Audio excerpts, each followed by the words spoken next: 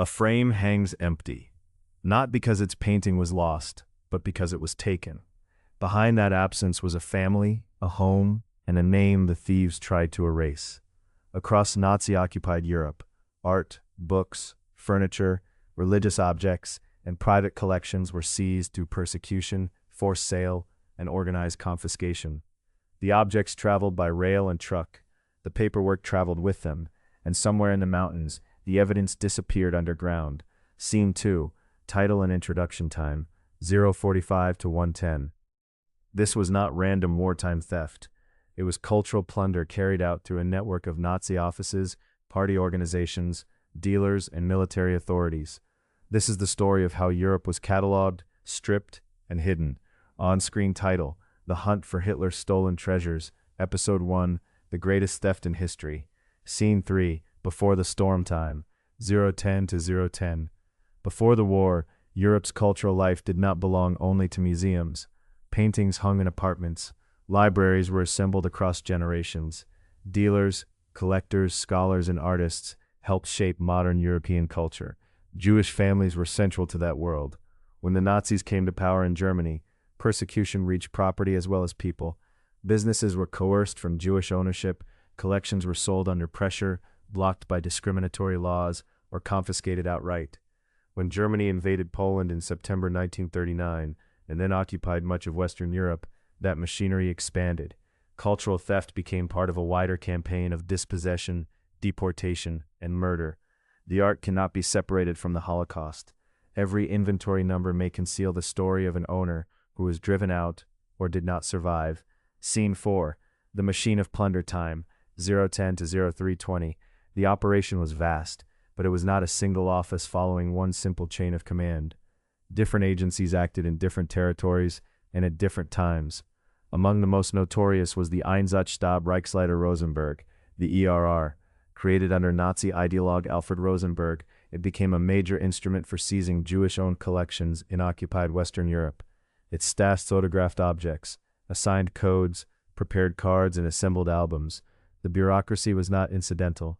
Documentation turned private lives into controlled assets.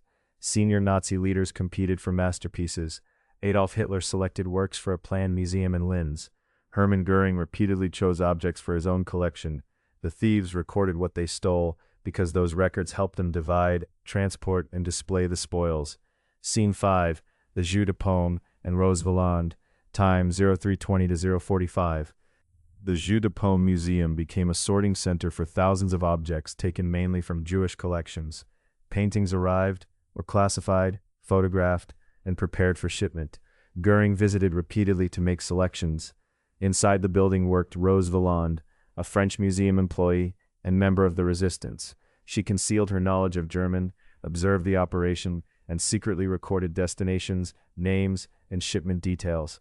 Her work was dangerous and patient. She could not stop the seizures taking place in front of her, but she could preserve a trail. Information she gathered would later help Allied investigators locate repositories and identify stolen collections. In a system built on erasure, watching became an act of resistance.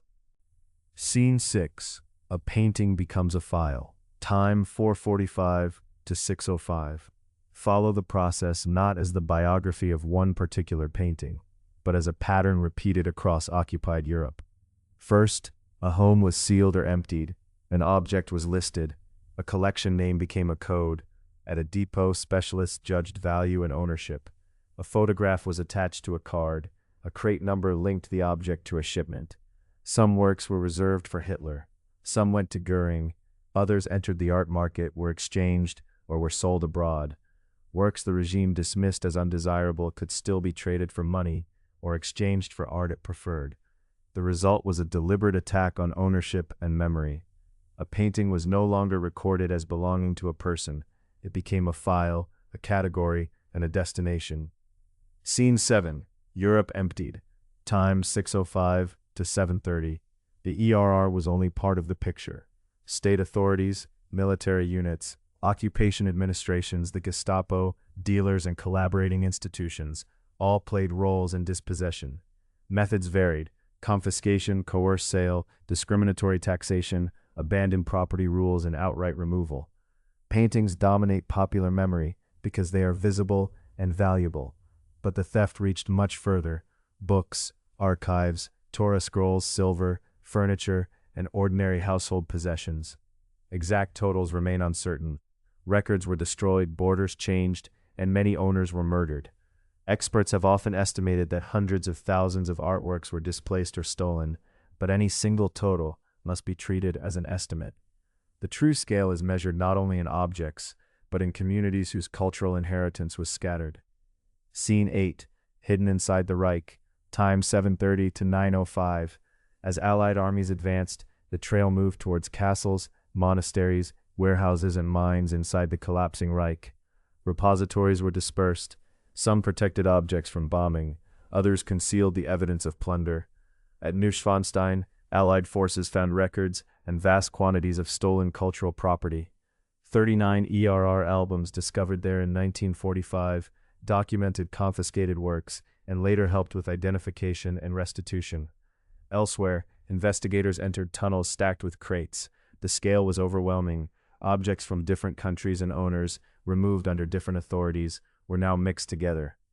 Finding a masterpiece did not answer the most important question: who owned it before the Nazis intervened? That required photographs, transport lists, catalog marks, family testimony, and the records the perpetrators had left behind. Scene 9, who will find them? Time 9:05 to 9:50. By 1945, the theft had left a continent of empty walls and unanswered claims. The objects were hidden, the owners were missing, displaced, or dead, and the men and women approaching the repositories had little time, few vehicles, and an impossible task: protect what remained, identify where it came from, and return it. But first, they had to find the doors. Next, the race to recover Europe's stolen treasures.